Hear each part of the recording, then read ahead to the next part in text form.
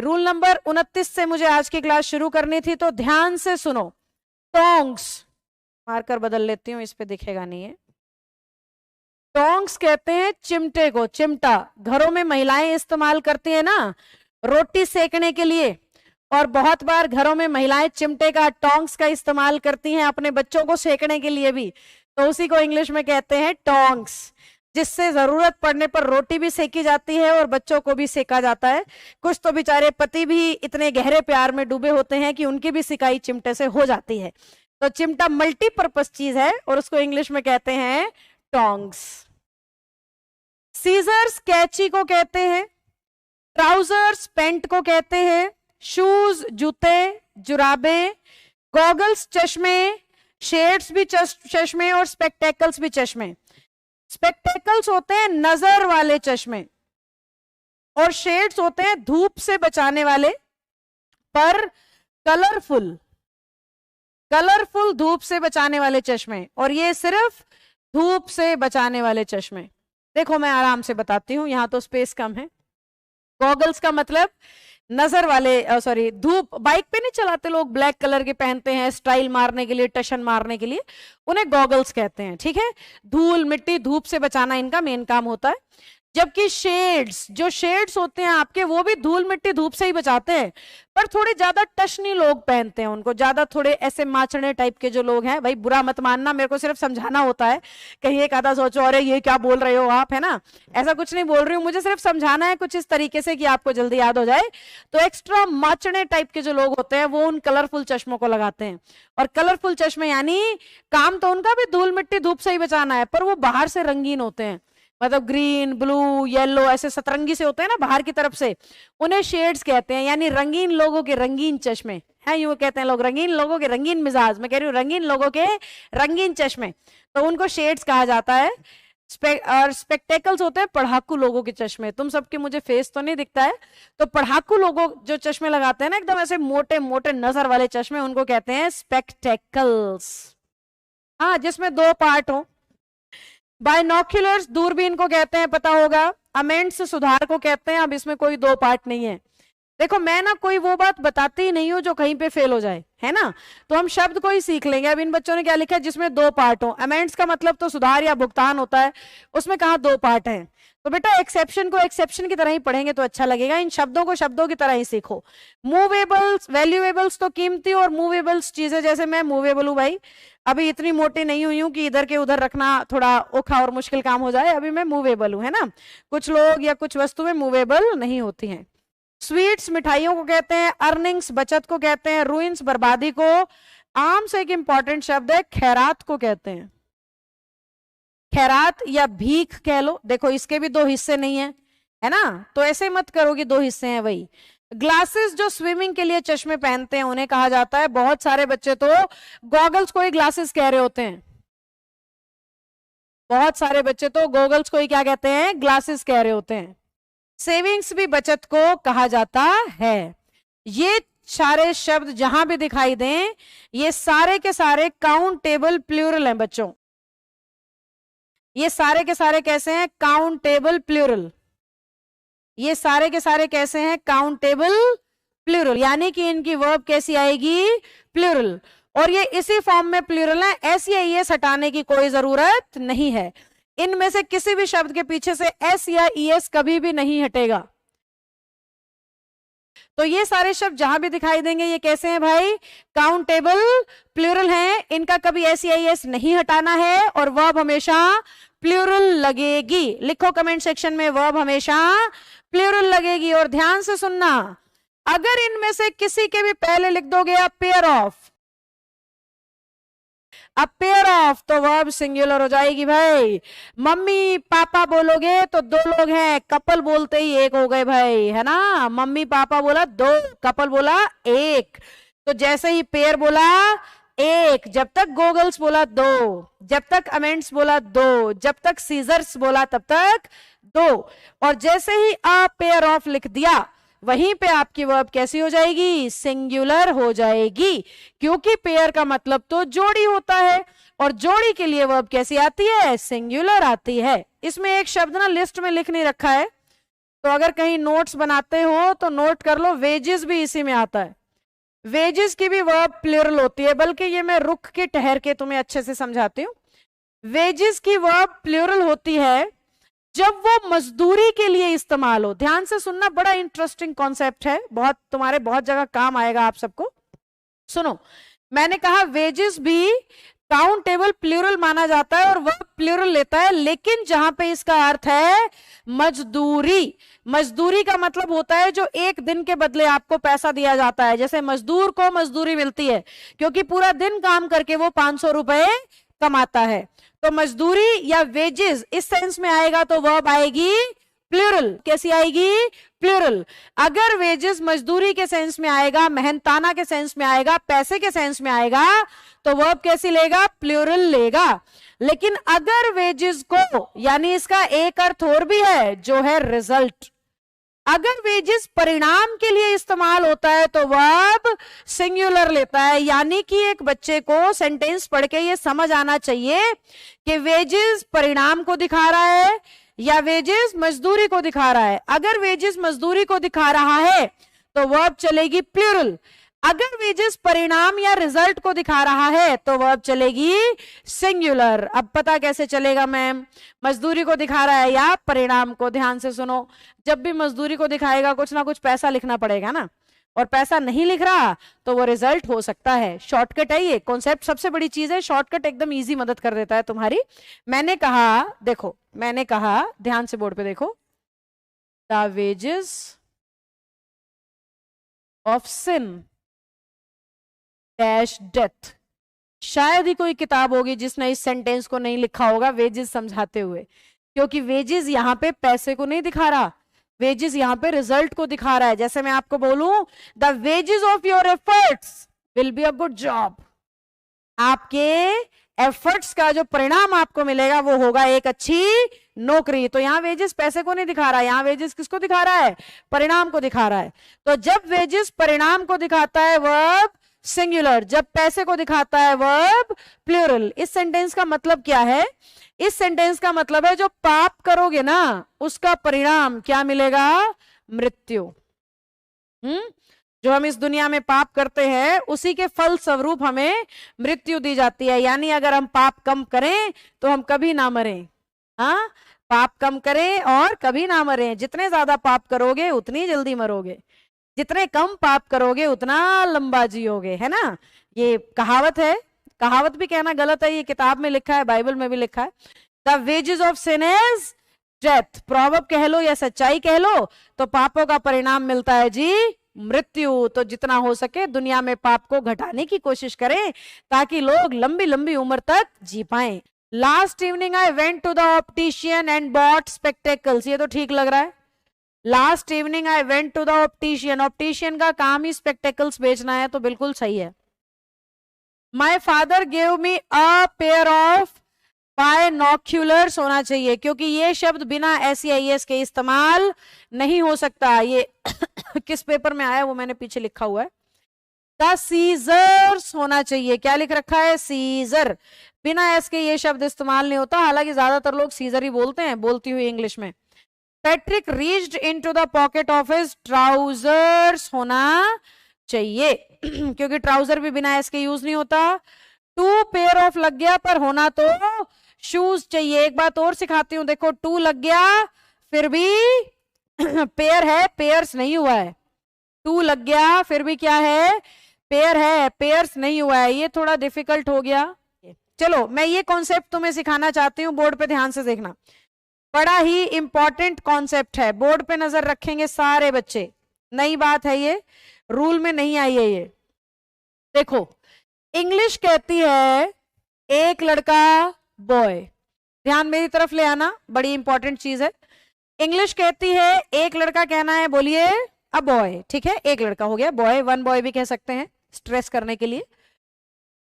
अब वो कह रहा है, चलो एरो लगाना गलत हो जाएगा क्योंकि रूल का पंगा ही सारा एरो का है, बॉय। और अगर उसने इसके आगे लिख दिया ना टू, तो अब इंग्लिश कह रही है बॉयज होगा, है ना। अगर इंग्लिश ने लिखा थ्री तो आगे गर्ल्स होगा। समझ रहे हो तुम क्या हो रहा है? नाउन के आगे काउंटेबल डिजिट 1 2 3 4 कुछ भी ऐड करोगे, 5 लिखा हमने सपोज, तो हम 5 स्टूडेंट नहीं कह सकते। हमें कहना होगा 5 स्टूडेंट्स, है ना। हमें 5 के साथ क्या कहना होगा, स्टूडेंट्स। हमें 3 के साथ क्या कहना होगा, गर्ल्स। हमें 2 के साथ क्या कहना होगा, बॉयज। हमारे क्वेश्चन में क्या आया, याद है तुम्हें, क्वेश्चन में क्या आया, 2। फिर भी मैं कह रही हूं पेयर्स नहीं होगा, इस बात पे भी आऊंगी क्योंकि ये बड़ा कंफ्यूजिंग और इंटरेस्टिंग रूल है। मैं कह रही हूं पेयर पेयर्स नहीं होगा, 2 है तो भी पेयर होगा, 5 है तो भी पेयर होगा, 10 है तो भी पेयर होगा। जबकि रूल क्या सिखाने लग रही हूं कि 2 4 5 लगेगा ना भाई तो प्लूरल करना पड़ेगा। इंग्लिश ना कुछ मामलों में नकली है। मैं इंग्लिश पढ़ाती हूं पर ये फैक्ट है, नकली से मेरा मतलब एक्सेप्शंस है। भाषा है ना, हिंदी में भी है इंग्लिश में भी है, ठीक है। पर हम इंग्लिश में क्योंकि हमें कम आती है तो हम इंग्लिश में भयंकर ज्यादा महसूस करते हैं उन चीजों को। आओ अब मैं कह रही हूं 5 लगेगा स्टूडेंट्स, 3 लगेगा गर्ल्स, 2 लगेगा तो बॉयज। अरे एक मस्त बात याद आ गई इसी पे, सुनो मेरी बात। मैगी का पैकेट देखा है, मैगी का पैकेट, मैगी सेल करते हैं जो, उस पर लिखा होता है 2 मिनट नूडल्स। क्या लिखा होता है मैगी के पैकेट पे, 2 मिनट नूडल्स, मिनट्स नहीं लिखा होता। चेक करना, 2 के बाद क्या हुआ, मिनट नूडल्स। जबकि भाई मैगी बनाने वाली कंपनी तो बहुत बड़ी है, उनको इतना भी नहीं पता कि 2 लगेगा तो मिनट्स होना चाहिए, है ना, क्योंकि 2 के बाद तो प्लूरल चीज आती है। पर ध्यान से नोट करना पैकेट पे 2 के बाद हाइफन लगा होगा, हाइफन, 2 के बाद हाइफन लगा है और फिर लिख रहा है मिनट, क्योंकि इंग्लिश कहती है डिजिट के बाद अगर हाइफन लगा दोगे तो बाद में आने वाला नाउन सिंगुलर होगा। हाइफनेटेड जो नाउन होगा वो सिंगुलर होगा। 10 मिनट में बनती है। हाइफनेटेड जो नाउन होगा ना, हाइफन के साथ जब जोड़ोगे तो सिंगुलर लिखना पड़ेगा। तो उस मैगी पे लिख तो दिया 2 मिनट, ध्यान से नोटिस करना बीच में हाइफन है, तो बड़ी बारीकी से इंग्लिश को देखना समझना पड़ता है। हाइफन लगाओगे तो सिंगुलर, हाइफन नहीं लगाओगे तो प्लूरल। नोट करो बोर्ड पे, मैंने इनमें कहीं हाइफन नहीं लगाया, है ना। हाइफन लगाने के बाद में आपको नाउन कैसा लिखना होता है, singular. Hyphenated word singular use होते हैं, ऐसा कहा जाता है, ऐसा नियम है, ऐसा रूल है। तो 2 men, MEN करने की जरूरत नहीं है। अब इस हाइफन को हटा दो तो अब हो जाएगा MEN, है ना। बड़ा कंफ्यूजिंग या यूं कह लो इंटरेस्टिंग या मजेदार, तो ये रूल बहुत काम आता है। अब आती हूं अपनी पेयर वाली बात पे। मैं कह रही हूं 2 लगा है, हाइफन भी नहीं है, फिर भी पेयर नहीं होगा। एक तो रूल कह रहा है हाइफन ना हो तो प्लूरल करो, फिर रूल कह रहा है हाइफन आ जाए तो प्लूरल नहीं करो। अब मैं कह रही हूं हाइफन भी नहीं है, हाइफन भी नहीं है, पर प्लूरल भी नहीं करना, हो गई ना इंग्लिश नकली। हाइफन भी नहीं है और प्लूरल भी नहीं करना, क्यों, ध्यान से सुनो। पेयर कलेक्टिव नाउन है, बोलो कौन सा नाउन, कलेक्टिव। लिखो कमेंट में कैसा नाउन, कलेक्टिव। कलेक्टिव नाउन अपने आप में प्लूरल होता है, उसको एस लगाने की जरूरत नहीं, क्योंकि कलेक्टिव का मतलब ग्रुप होता है, कलेक्टिव का मतलब ही ग्रुप होता है, तो उसको एस लगाने की जरूरत नहीं है। इसलिए 2 हो, 3 हो, 5 हो, 10 हो, पेयर ही होता है, पेयर्स बोलने की कोई जरूरत नहीं है। पेयर का अपना ही मतलब हो जाता है कई, है ना। आपको लगता है 2, पर आपने यहाँ 2 पेयर लिख दिया, यानी 2 2 के 2 तो 4 हो गए, अंडरस्टूड है, आपको बताने की जरूरत नहीं है। तो उस लॉजिक से 2 पेयर कलेक्टिव हो जाएगा। यहां से कहानी शुरू करी थी मैंने कि पेयर नहीं होगा पर शूज पे एस तो लगेगा प्यारे बच्चों। रूल नंबर 30 प्रैक्टिस हो गई ना, अब रूल नंबर 30 पे चलते हैं। ध्यान से देखो, रूल नंबर 30 कह रहा है प्रेपोजिशन की मदद से जब भी 2 नाउन जोड़ोगे, प्रेपोजिशन की मदद से जब भी 2 नाउन जोड़ोगे, ये दोनों के दोनों नाउन सिंगुलर होने चाहिए, ये दोनों के दोनों नाउन सेम होने चाहिए। जो शब्द आगे वही शब्द पीछे, दोनों नाउन सिंगुलर, दोनों नाउन सेम। और तीसरी बात सिंगुलर सेम। इसके अलावा तीसरी बात याद रखनी है भाई, ये दोनों के दोनों नाउन जो होंगे, दोनों नाउन सिंगुलर, दोनों नाउन सेम, और दोनों के दोनों नाउन कॉमन होने चाहिए,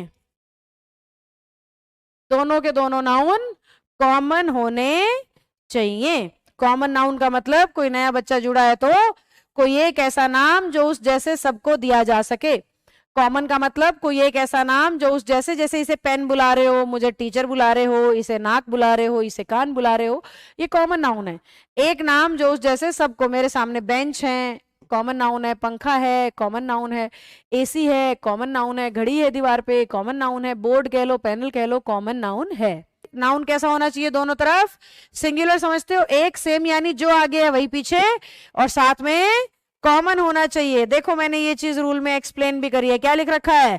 both noun will be common, both noun will be singular, both noun will be same, और इसलिए इनकी वर्ब भी सिंगुलर आती है, वर्ब भी सिंगुलर आती है। देखो आफ्टर एक प्रेपोजिशन है, in, at, on, by, inside, outside, by, after, ये सारे की सारी प्रेपोजिशंस होती हैं। हालांकि ये रूल ज्यादातर बार इन, ओन, आफ्टर और बाय पे मिलेगा, सब प्रेपोजिशन पे अप्लाई होता है, लेकिन प्रीवियस ईयर में आपको ज्यादा क्वेश्चन इनके मिलेंगे। तो ये चार में से कोई भी प्रेपोजिशन, फोर भी आ जाती है एक आधी बार, हरियाणा के एग्जाम्स में एक आधी बार फोर पे भी एरर आया हुआ है। ये प्रेपोजिशंस देखते ही आपने चेक करना है, दोनों तरफ नाउन सेम, देखो सेम है, दोनों तरफ नाउन सिंगुलर, देखो सिंगुलर है, दोनों तरफ नाउन कॉमन, देखो कॉमन है, तो फिर वर्ब चेक करना, वर्ब भी सिंगुलर, फिर वर्ब चेक करना, वर्ब भी सिंगुलर। अब ये आ गए 5 क्वेश्चन, मेंस में भी आया हुआ है, ये सीजीएल मेंस में भी आया हुआ है, ये रूल 2018 वाले में। वर्ड बाय वर्ड, बाय कह रहा है दोनों तरफ नाउन सेम, कॉमन, सिंगुलर, तो वर्ब कैसी? सिंगुलर, और मेन वर्ब का एस या एस लगने पे सिंगुलर हो जाता है। आफ्टर कह रहा है दोनों तरफ noun same to same, singular, तो वर्ब सिंगुलर। ऐसे ही आफ्टर फिर से कह रहा है वर्ब सिंगुलर, फिर से बाय कह रहा है, देखो नाउन भी ठीक है, वर्ब सिंगुलर, फिर आफ्टर कह रहा है लाइन सिंगुलर है, देखो कॉमन भी है, सेम भी है, तो वर्ब सिंगुलर। यानी ये भी एरर होगा अगर वो लिख देता है डे आफ्टर रो, ये भी एरर होगा अगर वो लिख देता है विलेज आफ्टर वर्ड, यानी आगे पीछे सब सेम होना चाहिए, नाउन सिंगुलर होना चाहिए, तो ही वर्ब हम चेक करेंगे, वो भी सिंगुलर होगी। आओ रूल की तरफ बढ़ते हैं, चलो। ये रूल क्या कह रहा है? ये रूल कह रहा है कि कुछ सिंगुलर नाउन ऐसे हैं जिनका प्लूरल कुछ अलग तरीके से बनता है, आपको पता होना चाहिए। आओ पढ़ के देखते हैं कौन कौन से हैं। कमांडर इन चीफ, ब्रैकेट में हिंदी लिख रखी है मैंने, प्रधान सेनापति, हमें अगर प्लूरल करना है तो कमांडर्स इन चीफ होगा, ना कि कमांडर इन चीफ्स। आपका एग्जामिनर लिख के देगा कमांडर इन चीफ्स, तो आपको कहना है नहीं भाई कमांडर्स इन चीफ होगा। पासर बाय, हिंदी मैंने लिख रखी है, आप पढ़ते रहना, इसका प्लूरल है पासर्स बाय।